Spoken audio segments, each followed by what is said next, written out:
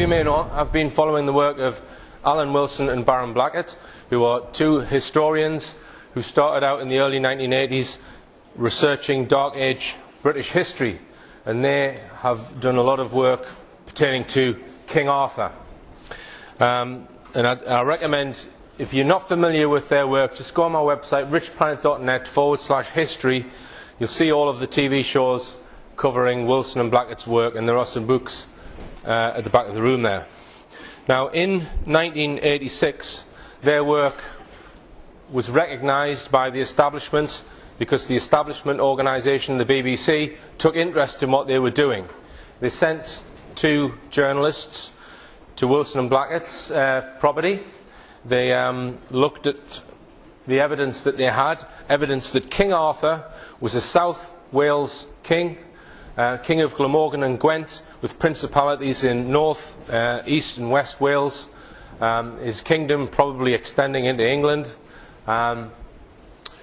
They were very interested in that, and they, as I say, they came to look at their evidence. Wilson and Blackett showed them various stones, one at Ogmore Castle. They took them to various sites, and they showed them documents which they say prove that King Arthur was a South Wales king that died in 579 AD.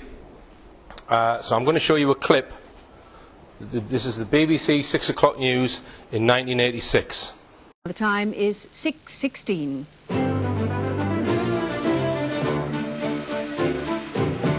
In common with most historians, the two men believe that Arthur was an authentic king of Britain who gave rise to the legends of Camelot, the Sword and the Stone, Guinevere and the Knights of the Round Table. Laurie Mayer reports. The apparent proof that King Arthur was man, not myth, is kept at the bottom of a garden in Cardiff. This ancient sword-shaped stone inscribed Rex Artorius, King Arthur, comes from what's claimed to be the legendary king's last resting place. The stone is said to have arrived by boat up the Owenny River near Bridgend 1400 years ago. In their lifelong quest for the real King Arthur, amateur historians Alan Wilson and Baron Blackett have put their interpretation on ancient manuscripts. An impeccably authentic manuscript of the year 822 tells of the body of a very important man with a stone being brought up this estuary. This is the secret burial of Arthur. The delivery of Arthur's body upriver was, so the story goes, kept secret because his son was too young to succeed him. According to Wilson and Blackett, this is the very cave where the body was temporarily buried. They point to signs of a square-cut grave hewn by hand from the rock. They claim the local church provides evidence of Arthur's family links with the area. Burial stones they regard as vital clues in their historical detective work. And this is the stone of Paul, son of Myrick, a brother of King Arthur. At Ogmore Castle, just down the road, they cite another stone actually naming a King Arthmail, which they translate as Arthur. Wilson and Blackett have now filled several volumes with their exhaustive fieldwork and research, a mass of evidence from so many sources that even academics find it hard to contradict. This bleak hillside, 1,000 feet up, marks the end of their quest. In a church they describe as the Westminster Abbey of the Dark Ages. Wilson and Blackett claim it's cost them their homes, their jobs, and £100,000 to find this spot and say with confidence that here lies King Arthur. So they're not the only experts who claim that King Arthur was a South Wales king. We've got Professor Morgan of Cardiff University stating this on film, which has been screened on Richplanet, the author Chris Barber and various other experts. This is the kind of genealogical chart that Wilson and Blackett have produced over the years. We've got King Arthur here, who's dying in 579 AD. Now, if you go on Wikipedia, you will find some of the names on this chart, but you certainly won't find the King Arthurs. And that's because it's something that the establishment has covered up. And the reasons for that, well, we can speculate. Imagine they're digging up a huge historical figure of British history in South Wales. It's a bit like the Braveheart thing, except King Arthur actually won his battles. So this could be something, it could be the thin end of a wedge which the British establishment may not like. Here's Alan Wilson at work at his house, and you go in their house, it's just full of ancient documents and evidence. And the difference between Wilson and Blackett and university historians is that they don't have students to teach. They can set their own agenda and go off and find new evidences, which not many historians do. And the bleak hillside that was screened there in the BBC article is just here. It's just northeast of Bridgend. It's probably about 25 miles from where we are now as the crow flies in Glamorgan. And it's a place called St. Peter's Supermontum, and this is the church here. Now, that article from the BBC was 1986. They actually had this church excavated in 1990, although the BBC didn't come to film it, but they should have. And it seems that once the information about Wilson and Blackett's research had reached the higher levels of the British establishment, I think something was put in place to suppress their work. It was something that was not going to be accepted. But they ploughed on with their research, and they excavated this ruined church, one of the oldest churches in Europe, in 1990. And one of the things that was found in that excavation is this. This is a solid electrum cross, and on it is inscribed Pro Anima Artorius, which means for the soul of Arthur. Now, I don't think you're going to get much more concrete evidence than that, other than actually finding his body of King Arthur being a South Wales king. This is a close-up. This is possibly Arthur on his horse. Now, this is a certificate which shows the metal content of that cross. They have had it independently tested, and it says on the certificate, the metal cross, which is 79% silver and weighs around 2.5 pounds. The metal content of silver with other metals is consistent with artifacts and relics of antiquity. So you can get an approximate date based on the percentages of different metals, and it is from Dark Ages. Now, as I said, this evidence has been denied by the establishment cover-up.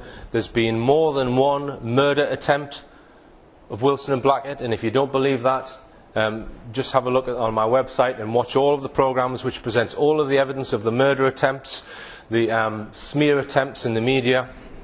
It's absolutely disgusting.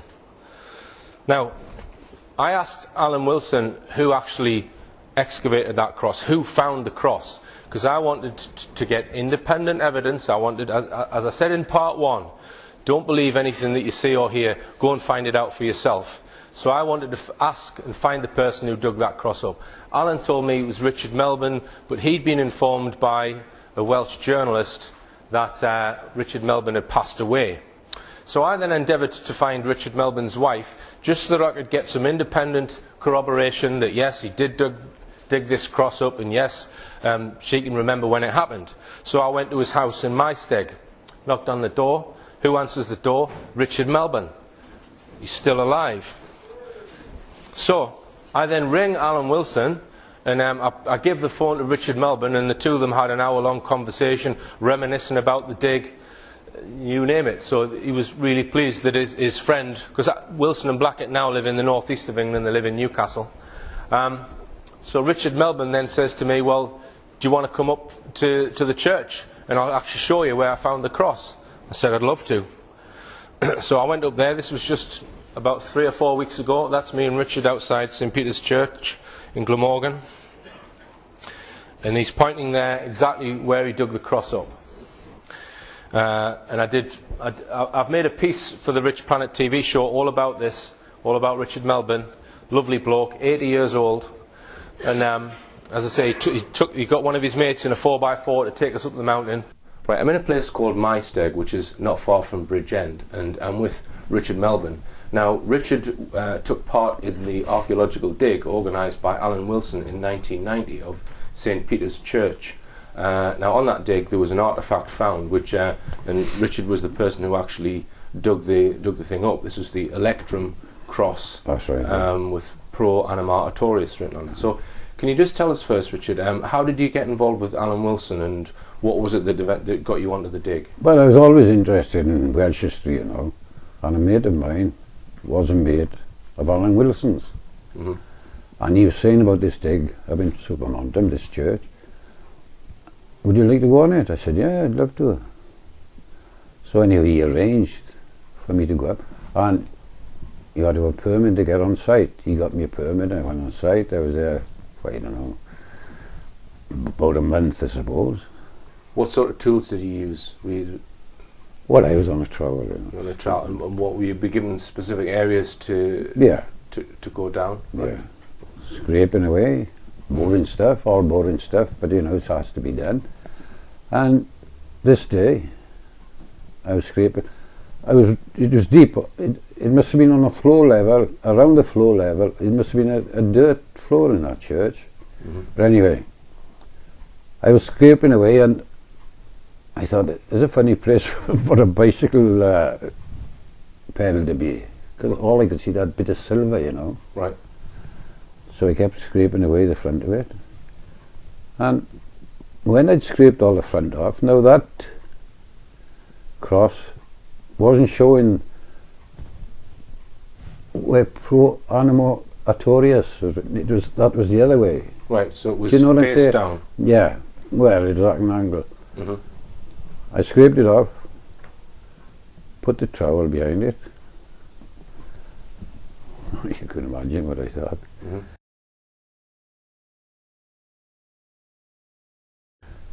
Yeah. On the digs. Right. Now, I didn't know the significance of pro animo artorius, Right.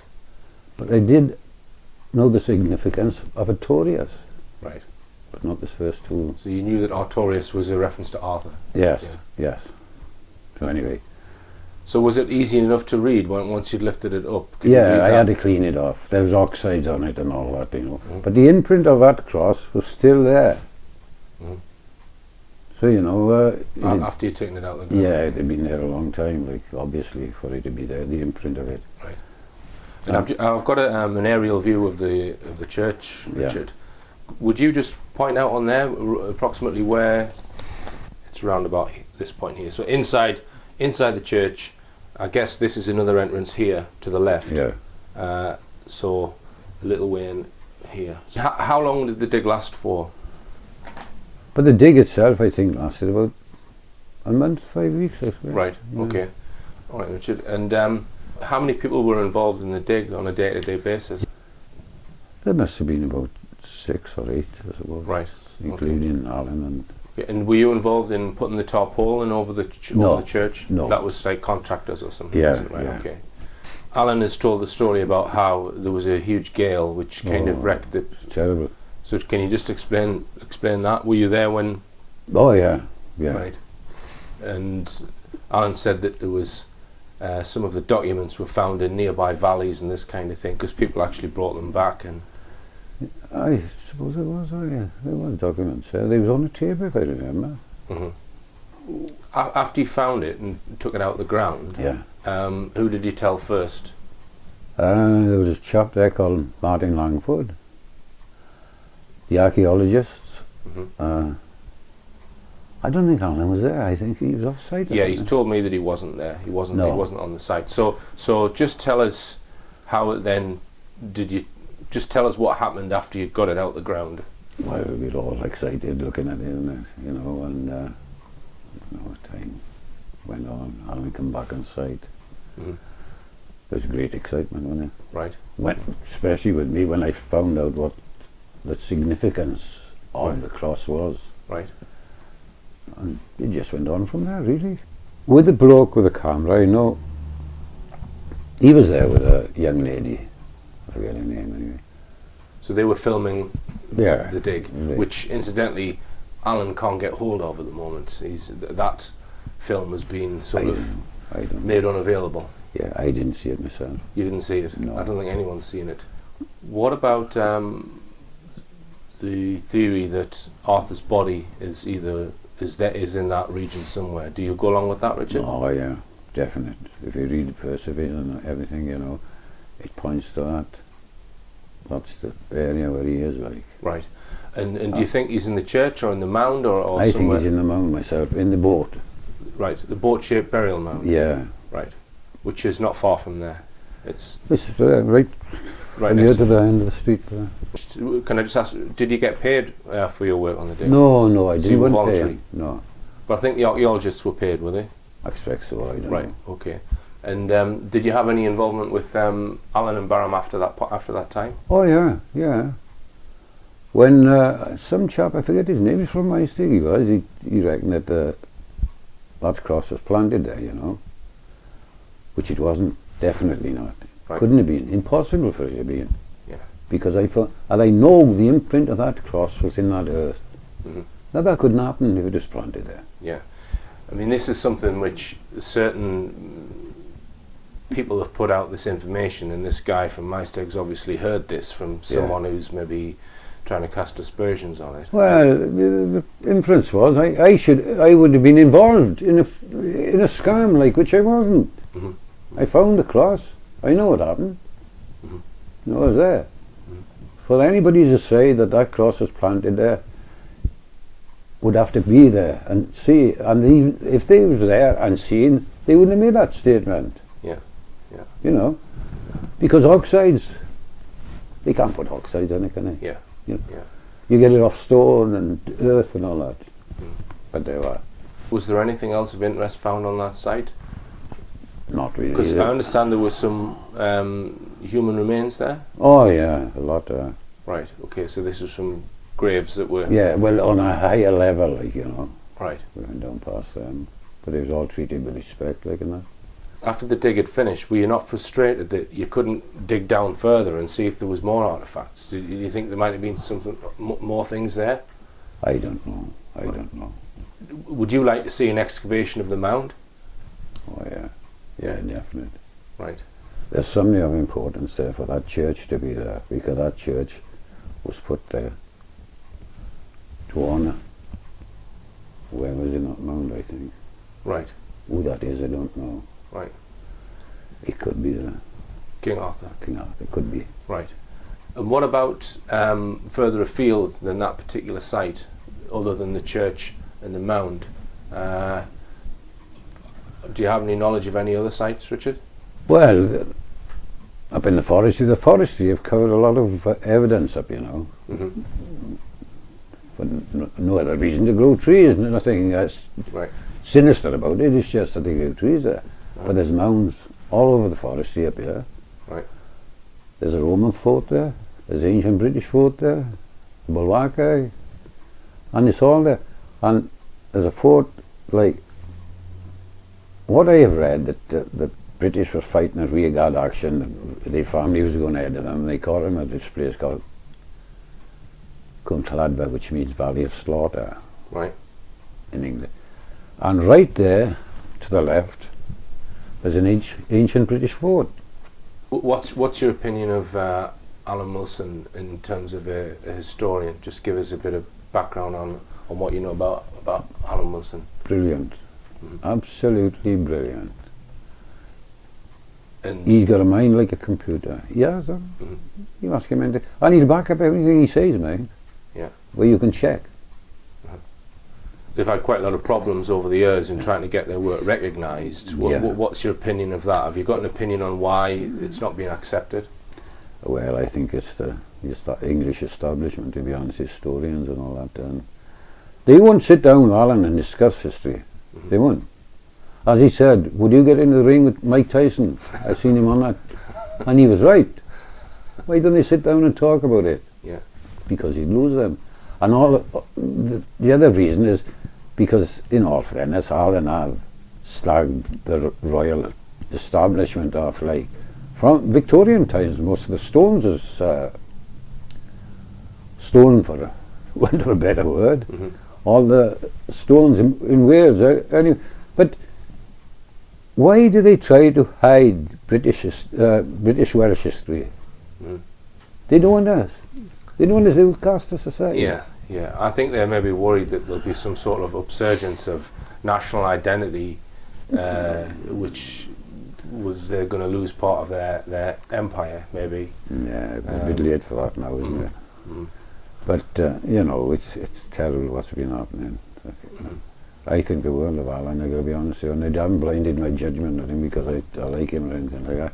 It's just everything I have read, he backed up. Backed up. All right. He called German George. You know, the establishment don't like talk like that. They even said the German Queen, like Queen Elizabeth II. Yeah, I think. And they don't like it. Yeah, yeah.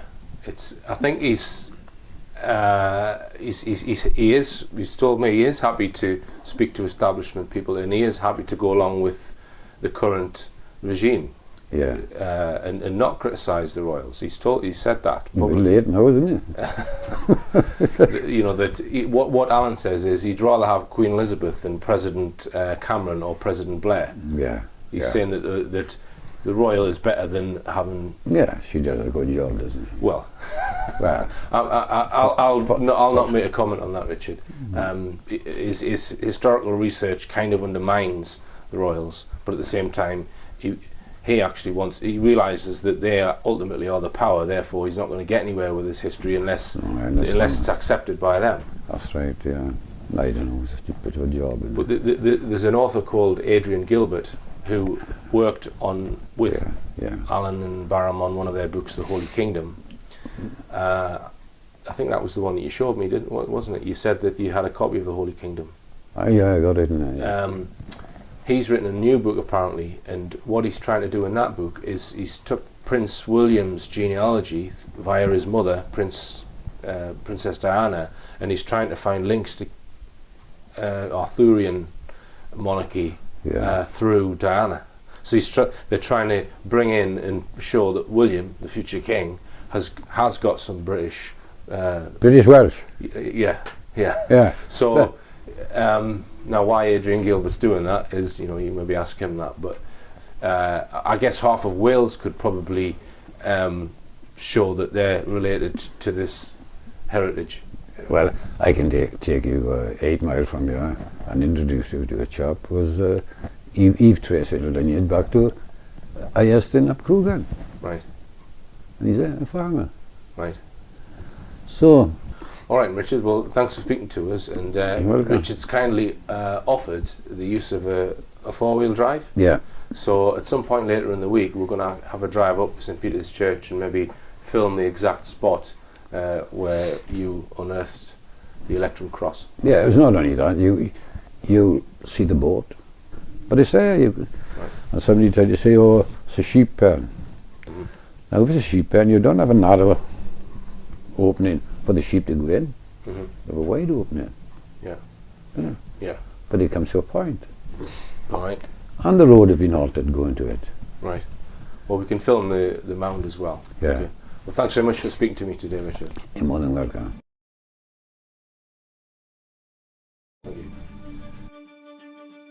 We're getting a lift off Richard's friend called Terry. Richard's friend Terry has got a 4-wheel drive that we're going to get in.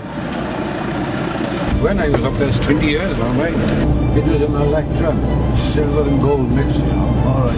I mean, for 10% anyway. 10%? I hope you're recording this. He's so cut the bits out that he don't want, don't he? No, don't cut that out. You sure do. I want 10%. Who is this Wilson bloke? He's a historian, All right. Very clever man. And it's in his possession, is it? Yeah. Well, it was his Dixie. All right, his thing it was it? Yeah. And how old do you reckon this cross was? It's from about 579 AD. Good God. That's the time of Arthur, see. There was no graves there, like, in the church where I found it. Yeah. It must have been the aisle or something, walking up the aisle. And I reckon there must have been a dirt floor there, There's a ruined church up here, St Peter's, and the guy who bought it, or the two guys who bought it, Alan Wilson and Baron Blackett, they put a fence right the way around it, because they bought the land. Right. But it was just ripped down and. Derelict, like. Yeah, it's a derelict church, but they've tried to protect it because it's of historical importance. Yeah, that's right. And there's just all of the livestock, sheep and cows and stuff. It's just overrun. Yeah, it's just overrun it, like. Yeah. But there's parts of it still really need excavating, Yeah. Like there's a mound there, which there could be anything in there. God. And they still own it to this day, like? Oh yeah, yeah. All right, so we're not trespassing. Yeah, so if we're in the church and the farmer tells us to get off the land, we know we're all right, I think. We're now right. We'll just give Alan a ring. No, we're all right anyway, because it's public right away. Above the church, right? There's a thoroughfare through there, is it? Yeah. We take that up. Do you think they've actually changed, the farmers changed the road at all there, Richard? Has there been... Or is it... Yeah, I'll show you when I get up there now. Right. They went right through the board. Is that a bit naughty then? Were they not It supposed was to? a bit naughty, yeah. I don't know who done it, mate. Right. You can't say that farmer or this farmer did it. Right. Farmers haven't got no consideration for the pasture. They move a boundary, they'll change a boundary, they'll put a road in, whatever they want a road, make life easier for themselves, do they? Right. You know, they shouldn't have done it. Because the road used to go round the boat. Yeah. Right. Now it's cutting Go through it. some of the boat, yeah. All right, okay, this is the boat-shaped burial mound. Yeah. But the farmer may not even know that it's an ancient mound. No, that's right. There's probably no... because some of these mounds have got... They are recognised as ancient monuments, some of them. They've got plaques on them. But they're generally described as Norman. But obviously Alan would say they're not Norman at all, they're much earlier. They're ancient British. Ancient British. Yeah. Big photograph of that. Right, so we're part way up the mountain and Richard's just pointing out this tumulus, yeah? So there's a tumulus there which is a mound of some kind. I think it's a burial mound. The farmers ploughed the field all around it. So that's a bit of archaeology there in the middle of that field. Yeah. Alright, let's just zoom out. Okay, well we're heading on up towards St Peter's Church, which is in this direction. Up this track here. Yeah. Well, that is a defence system there, see? Defence system? Yeah. Of the fort. Okay. Watching this. I don't think your car would have got up here, Rich. I don't think it would, no.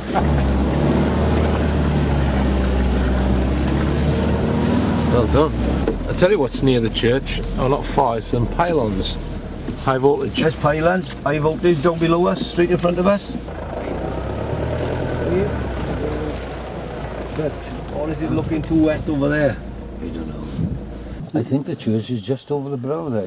What do you reckon that is then, Richard, that thing in the ground there? You got an idea? You'd need to excavate it. So we're part way up and we think that St Peter's Church is just over the brow of this hill here. Are we going to try a different road then, Terry? How long is it since you've been up here, Richard? 20 years since we did it. 20 odd years since you did the dig? You've not been up here since you did the dig? No. Oh yes, I took my wife up there one day. We walked. Right. And if I remember, we walked up there and it's straight over there now. We got a bit of a trip. And down the other side, the church was in a little dell. Which is the parish road then? We're on it now. Oh, this is the parish road? Yeah. This was the M4 of the 500s. The M4 of the 500s? Of the 6th century, yeah. Well, you know. Yeah. But in Norman times, obviously, the roads are down there. Yeah. So this church must have been there in King Arthur's days. One of the oldest churches in Europe, according to Alan. Where's he going now? I don't know. It's not it, yeah? No, just checking the depth on that drop there then. So, that one pop that one out.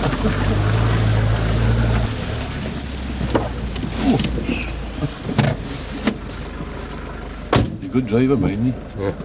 So Terry keeps getting out to check the depth of them. to check. Oh, yeah, alright. Once you get up there, you'll be alright. Don't worry.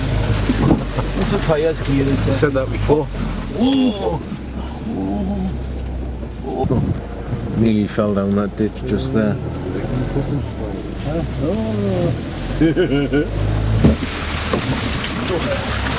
More sensible road up ahead, yeah? Yeah. Ah, that's more like it. So You said that. straight through there. Yeah. Okay. Ah, it's going the wrong way. So could we have come up on this road in the first place, Rich? Yes, most probably, yeah. I recognise that mound there. There's the church there, look. Did you see it? Just straight ahead, yeah, I can see it. That building on your Yeah, left? that's it there. That's the church, Rich. Where now? On the left through that cut there, look. See it there? Oh, that's it, yeah. What, a helicopter landed there? Yeah, When was that? When you were doing the dig? yeah. When Really? I found that cross, he wanted me to jump in with him, and I said, no, I'm not going in there. I never heard that part of the story, Richard. Tell us that again. So, The bloke that was more or less financing it, he's not fully financing it and putting his weight behind it, he provided an helicopter, you know. all right. And he said to me, when I found the cross, I don't know, everybody gets a moment of fame, like I suppose. Right. He said, have a ride up in the helicopter. I said, no. 2 days after it crashed, not too bad, like, but it, Right. and that was it. Right. But there it landed. On just the brow of that hill there, just to the right of the church. Yeah. So it landed here. All right. Right, so this road here that we've just come up on, that's actually going through the boat-shaped mound. Yeah. Right. Yeah. So where's the actual edge of the mound? Is that it? It's there, look, see it? Yeah. Yeah. That the raised part here. Yeah. You need to go there? On there, look. All right, I've got it. I've got you now. So this is the edge of it here. Yeah. Right. So it's coming round, and There, then look, see it? yeah, Right on. the other side, and then. Right. Okay. So this is all part of the mound here. So this is the edge of it, yeah. Yeah.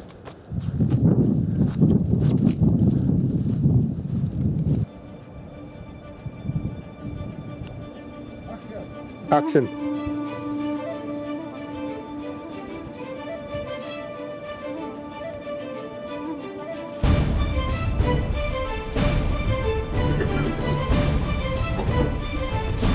So do you want to point out the approximate spot, Richard?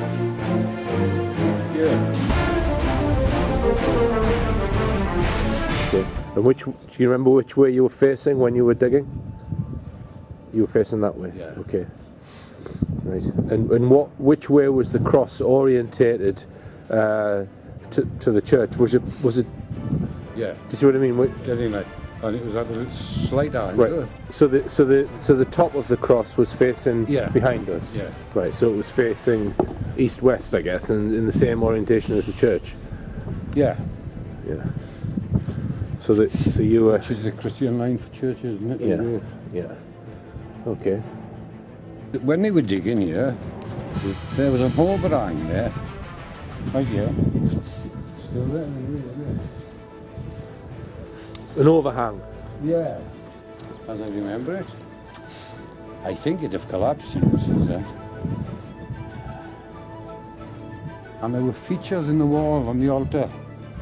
Right. So where would the altar have been, Richard? Must have been there. Right.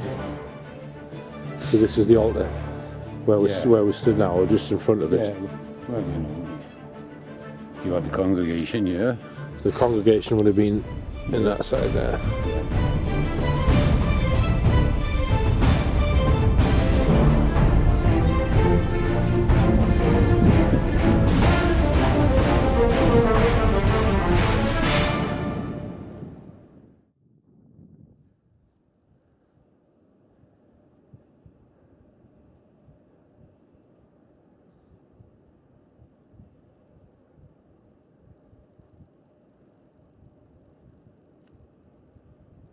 So Richard there is just on the edge of the boat-shaped burial mound.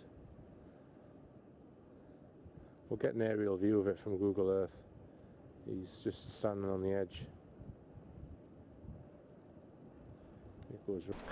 Yeah. Now that church has just got cows grazing on it, and if it was converted into a tourist attraction and the truth brought out about it, you've got a hugely important area here in South Wales.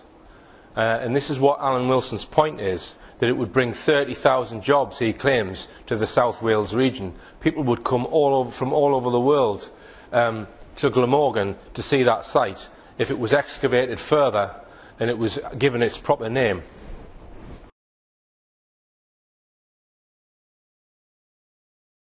Now, one of the mounds that Wilson and Blackett have written about is a mound at a place called Unisabul, not far from here.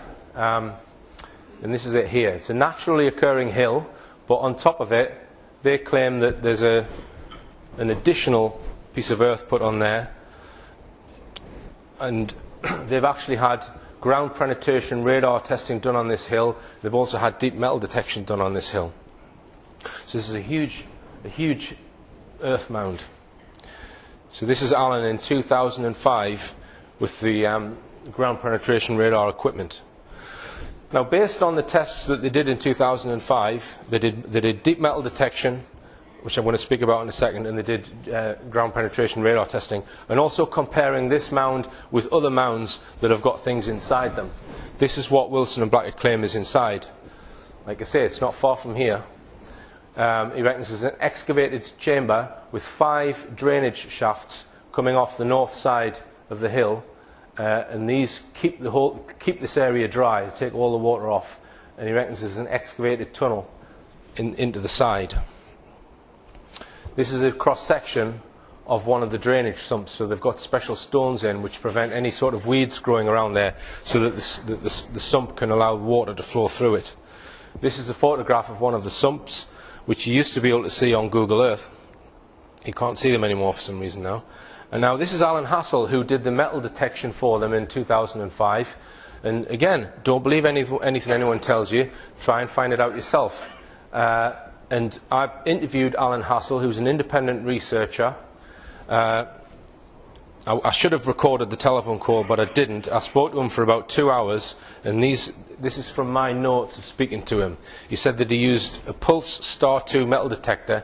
These metal detectors, they're a metre square. The coil is huge. You stand in the middle of the coil, and you've got like a box of electronics. They're £2,000–3,000 each. So that's the metal detector that he used, which will go down 20–30 feet. He marked out a 30 to 40 yard square on top of the hill. He scanned the land in 1 metre wide strips, horizontally and vertically. After 45 minutes, he hit a huge target. The device went off the scale. By scanning vertically and horizontally, he determined the target was approximately 2 foot by 4 foot non-ferrous metal. He then used ground penetrating radar. Well, he didn't. Wilson and Blackett did, but he witnessed the ground penetrating radar picked up 2 of the drainage tunnels. He also confirmed that the farmers didn't come to witness the find. Okay. Now, I'm not sure what's in there, but I'm pretty sure that some of this archaeology is there, and I think there's probably something inside the hill. But I have no clue what's in there. Wilson and Blackett claim, and in order to understand why they think this, they claim that it's the Ark of the Covenant. Now, I don't know that. The Ark of the Covenant, for those who don't know, is the box which Moses had built in round about 1400 BC, in which to house the 10 Commandments, which were written on stone, 2 tablets of stone, given to Moses by God. I have no idea that this artifact is inside of that hill, but I think there is something in the side of that hill. Now, if this was inside of that hill, I think it's worth digging the hill up. Because as you might know, I'm into UFOs, and I suspect that Moses, or the person who was Moses, because some people say Moses was a title, I suspect that that event on Mount Sinai did happen, and something happened there, and some law was given to Moses to give to the people, but I don't think that word was the God of the universe. I think there's an intermediary going on here. I think it was a God, not God, but a God. That's just my opinion. I don't want to offend anyone who is a Christian, right, or a Muslim, or a Jew, right? But just my opinion, I think that there are advanced beings who've been on this planet before us and who possibly had a hand in making us, right? And I think that event on Mount Sinai was extremely important. So whatever's inside here is evidence of that.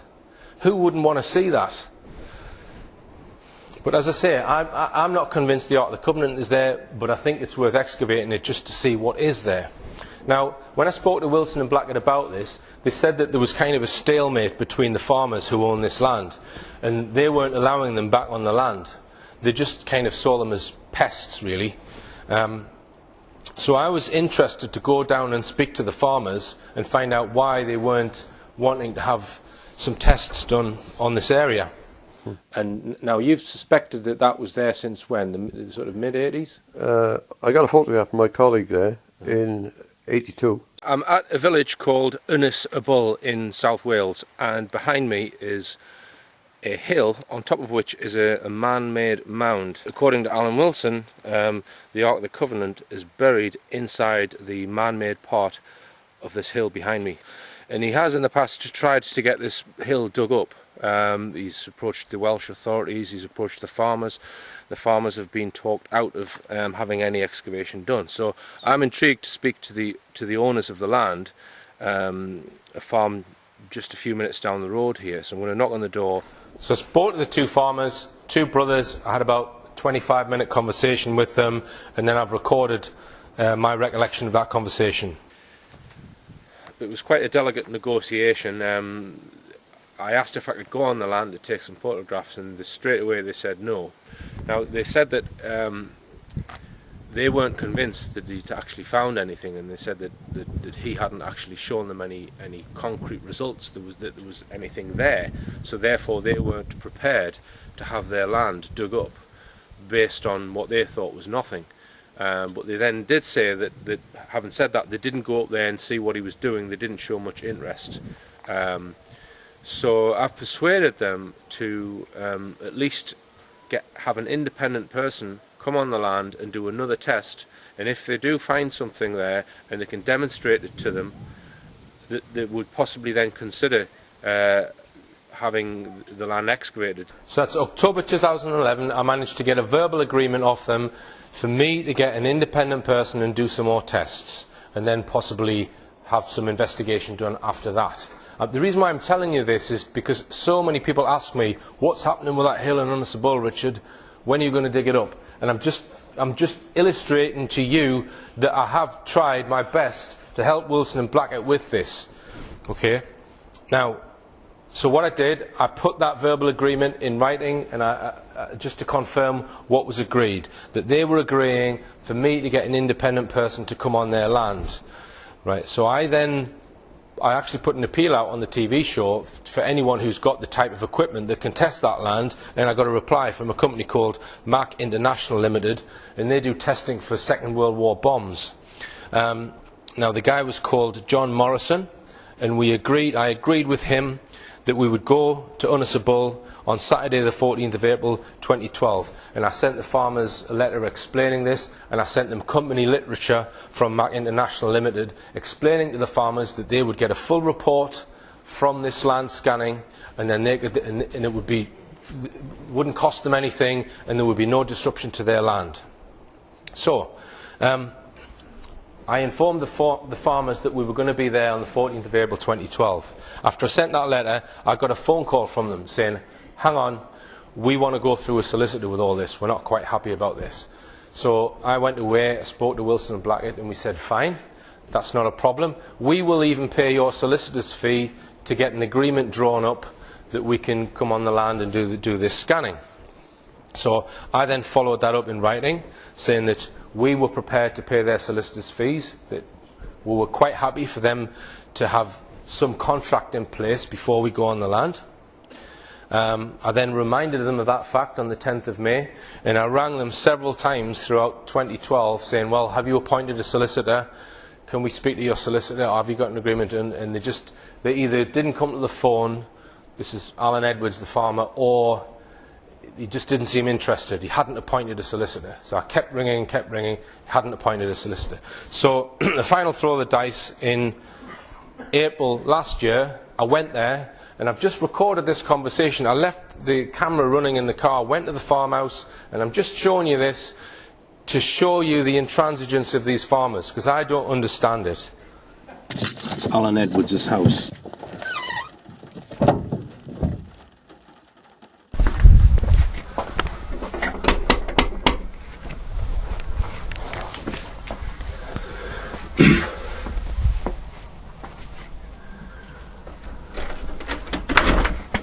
Hello, can I speak to Alan, please?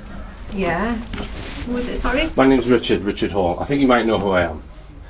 It's I was here about 18 months ago, just asking about the Twin Gorg and possibly getting it metal detected and scanned. Yeah. I've written him a few letters. But the last one was in April last year, April 2012. I think the last time I spoke to him, he said you were thinking of going to a solicitor just to get an agreement. He hasn't done anything about it. We haven't done anything about it. Haven't done anything about it. No, I don't know whether he's here actually, because they're lambing at the minute. Oh, right, okay. But, hang on a minute. No, he's still at work, I'm sorry. All right, okay. We'll be back until about 8 o'clock. All right, 8 o'clock, okay. Yeah. And I mean, I don't know whether you're aware of the claim, because the claim is that there's a huge treasure there. Yeah. Okay. And I mean, do you know why he wouldn't just want to allow a land scan? Has he said why, or? Has Alan said why? Yeah. No, I don't. No. At the moment, I don't think they're really interested. They're not interested.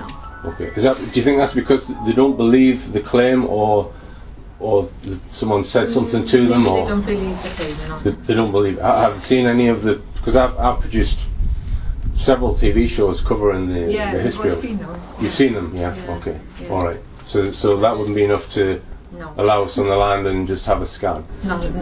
Right. No. Okay. All right. All right. So because he did say that he would if he was going to do something, he would need to get a solicitor to draft up an agreement. We agreed to pay for that. Yeah. But you still wouldn't be interested. Well, he hasn't mentioned it lately. No. He hasn't mentioned it. No. Okay. All right. Okay. Well, thanks for your help. Okay. Thank you. Bye bye now.